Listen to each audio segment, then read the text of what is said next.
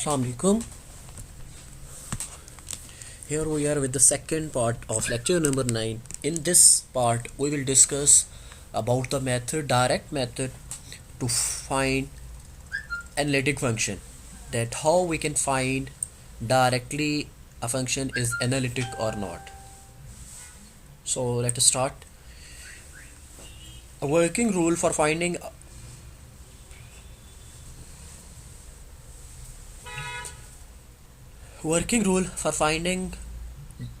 analytic function directly. Given that u is harmonic, हमारे पास कोई u function है जो कि हार्मोनिक फंक्शन है हमारे पास, तो हम क्या करेंगे, उसका partial derivative with respect to x and y find करेंगे और उसके बाद हम ये फार्मूला यूज़ कर लेंगे, दिस वन. ठीक है, f dash of z is equals to u x minus iota u y.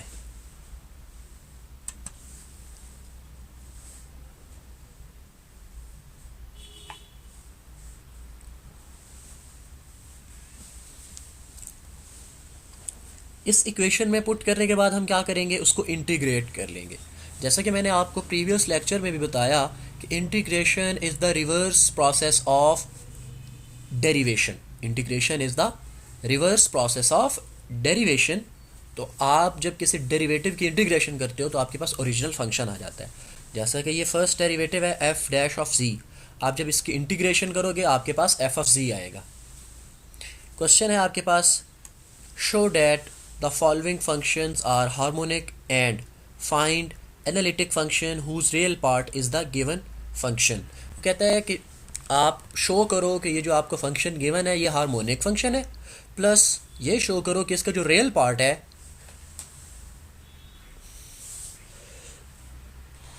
और शो करो कि जो एनालिटिक फंक्शन है जिसका रियल पार्ट यही फंक्शन होगा.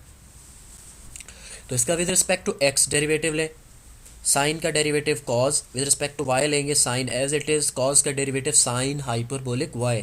कॉज का डेरिवेटिव ऐसे माइनस साइन होता है, लेकिन यहाँ पे चूंकि कॉज हाइपरबोलिक वाई है, डेट इज़ वाई यहाँ पे साइन हाइपरबोलिक वाई राइट कर लें. ठीक है, अब इसका अगेन डेरिवेटिव यू एक्स का double derivative with respect to x, तो कॉज का डेरिवेटिव माइनस साइन और साइन का डेरिवेटिव कॉज हाइपरबोलिक वाई. अब हार्मोनिक फंक्शन के लिए, हार्मोनिक फंक्शन चेक करने के लिए आपके पास क्या डेफिनेशन होती है, ये होती है कि आप उसका partial derivative of second order partial derivative exist करना चाहिए और जो सेकंड ऑर्डर लैप्लास इक्वेशन है वो सेटिस्फाई करनी चाहिए. तो हमने दोनों डेरिवेटिव्स भी फाइंड कर लिए, इसका मतलब डेरिवेटिव एग्जिस्ट करते हैं, और लैप्लास इक्वेशन को ऐड करके देखा वो भी सेटिस्फाई कर गई. तो इसका मतलब यहाँ पे क्या है, u इज़ हार्मोनिक.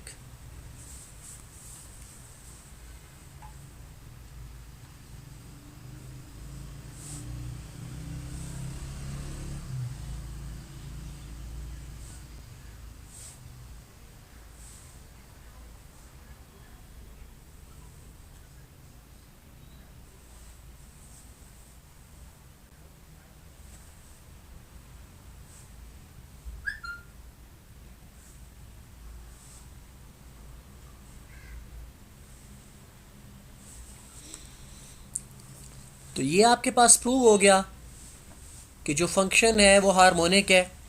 अब आपने क्या करना है, एक ऐसा एनालिटिक फंक्शन फाइंड करना है जिसका रियल पार्ट यही फंक्शन हो. ठीक है, now u x g zero is equals to cos g cos h. अब देखिए x की जगह आपने z पुट किया, y की जगह ज़ीरो, तो इसलिए कॉस x की जगह आपके पास z आ गया, कॉस एच y की जगह ज़ीरो, एंड कॉस ज़ीरो जो होता है ये आपके पास 1 होता है. ठीक है, आप इसको कैलकुलेटर पे भी चेक कर सकते हो. Cos zero is equals to 1, तो cos z into 1 equals to cos z. U y g zero जो आपके पास यू वाई मतलब जो u का derivative with respect to y आपने लिया, उसमें आप y की जगह ज़ीरो पुट करोगे, sine hyperbolic zero and sine zero is zero, that is why this is equals to zero. अब आपने क्या करना है, बाय डेफिनेशन देखें डायरेक्ट मेथड जो है, आपने इसको ये जो दोनों फाइंड किए इसको एफ डैश ऑफ जी में पुट करेंगे. जब आप इसको एफ डैश ऑफ जी में पुट करोगे तो ये आपके पास आ जाएगा cos ji minus iota 0, this is equals to cos z, which is the real part of the given function. इसको इंटीग्रेट करें, इंटीग्रेट करने के बाद आपके पास आ जाएगा f of z equals to sin z plus c.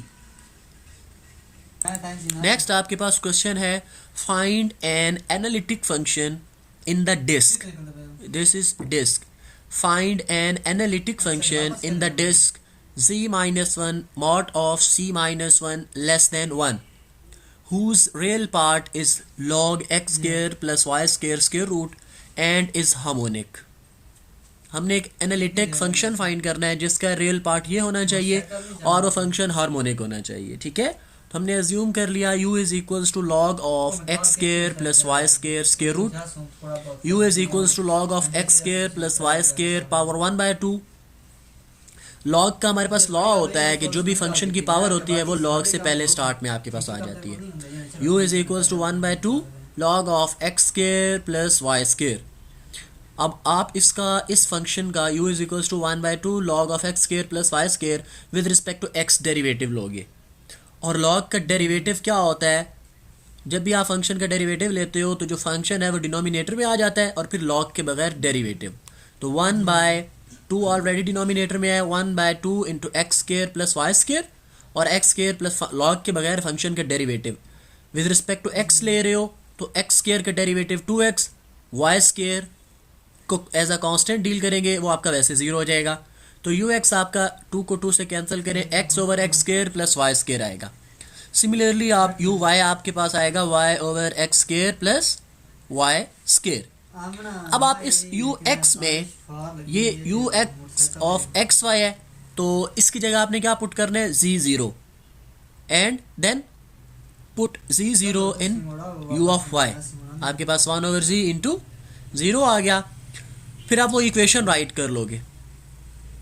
Equation right की उसमें ये वैल्यूज़ पुट करोगे 1 ओवर z. वैल्यूज़ पुट करने के बाद उसकी इंटीग्रेशन हम करते होते हैं. ये ऊपर हमने डेफिनेशन देखी है, कोई नया काम नहीं कर रहे हम यहाँ पे. उसकी इंटीग्रेशन करोगे f of c is equals to log z plus c. F of c is equals to log z plus c where argument of z is in between 0 to pi. Next आपके पास आ जाती है Laplace equation in polar form. Laplace equation को हम ऊपर discuss कर चुके हैं, यहाँ पे हम इसको पोलर फॉर्म में डिस्कस करेंगे.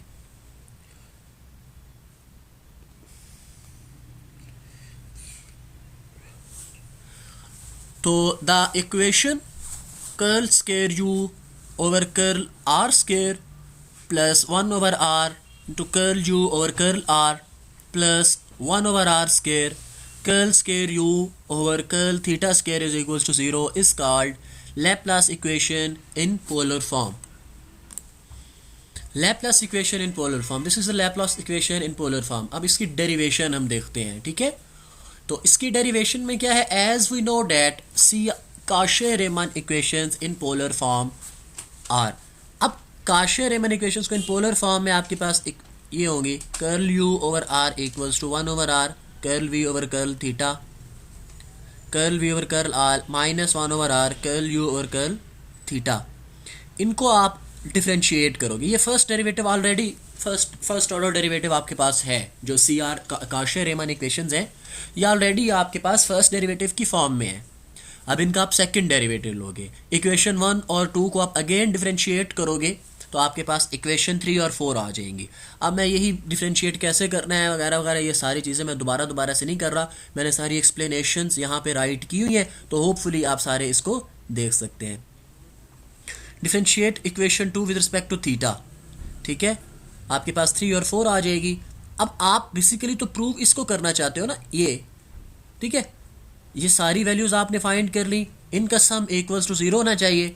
आपके पास ये जो सारी वैल्यूज़ आपने फाइंड किए हैं उनका सम करके देखें, आपके पास ये इक्वल आएगा. ठीक है, तो ये जो आपने कहा कि Laplace equation in polar form, आपने उसको प्रूव कर लिया.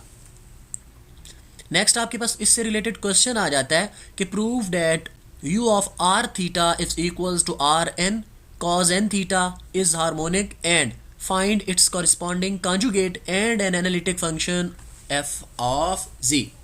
कहता है प्रूव डैट कि ये हार्मोनिक है और ये जो u हमें गिवन है इसका कॉरिस्पॉन्डिंग कॉन्जुगेट हमने फाइंड करना है और analytic function of f of z भी फाइंड करना है। तो ये दो चार चीज़ें हैं जो हम अभी फाइंड करेंगे इस क्वेश्चन में। तो सॉल्यूशन स्टार्ट करते हैं इसका। Given u is equals to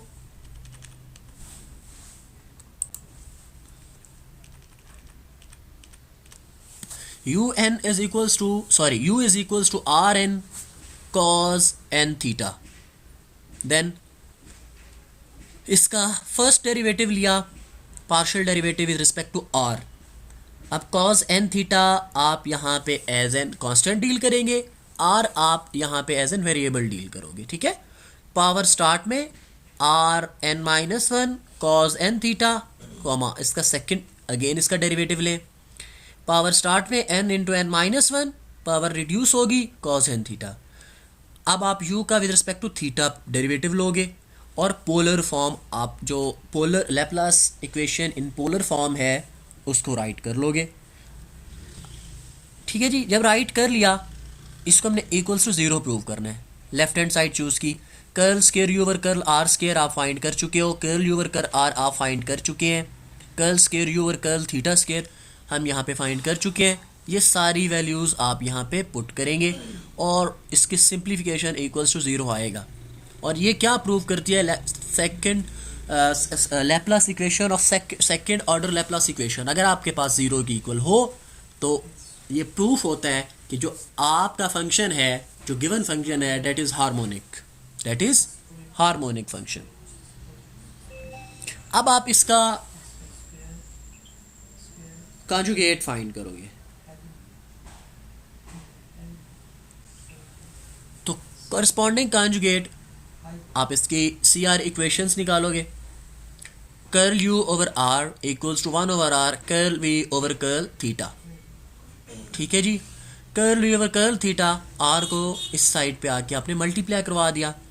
अब ये जो वैल्यू है curl u over curl r, ये हम प्रीवियस टॉपिक में ये यहाँ पे ऊपर आपने फाइंड की थी, curl u over curl r. इससे इसको रिप्लेस कर देंगे यहाँ पे n r n minus one cos n theta, n r n cos theta. ये आर देखिए बेसिस सेम हो, पावर्स ऐड होती हैं, तो इस आर की पावर वन है, इस r power n minus one है, तो n minus one plus one होगा, तो आर पावर एन। इसको आप इंटीग्रेट कर लेंगे। कॉरस्पॉन्डिंग कॉन्जुगेट का तरीका हमें पता है, हमें पिछले सवाल में ही किया कि किस तरह से हम कॉरस्पॉन्डिंग कॉन्जुगेट को फाइंड आउट कर सकते हैं।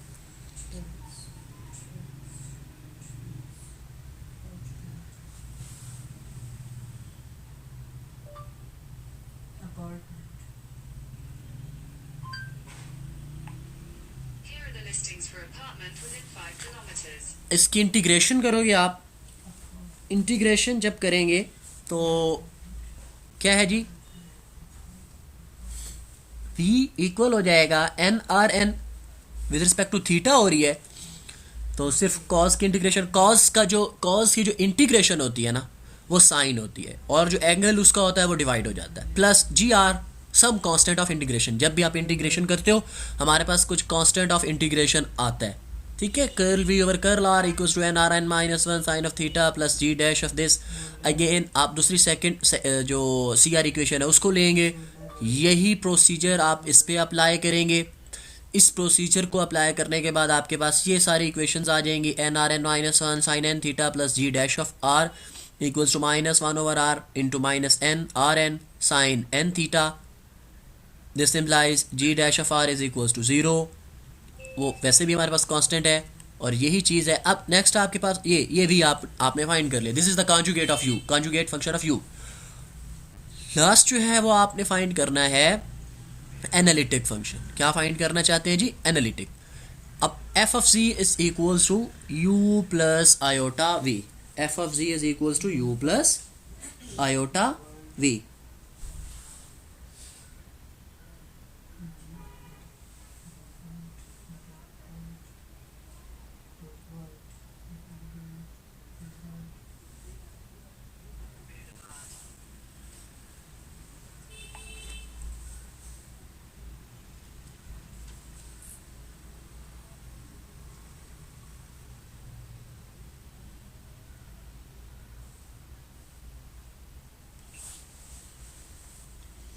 F of c is equals to u plus iota v. आप यू और वी की वैल्यूज़ यहाँ पे पुट करोगे, वी आपने अभी फाइंड किया, ठीक है।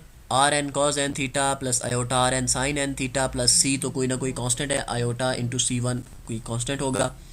आर एन कॉमन लेंगे, cos theta plus iota sine theta power n equals to, ये अब देखें आपके पास एक कम्प्लेक्स नंबर आ गया जी एन।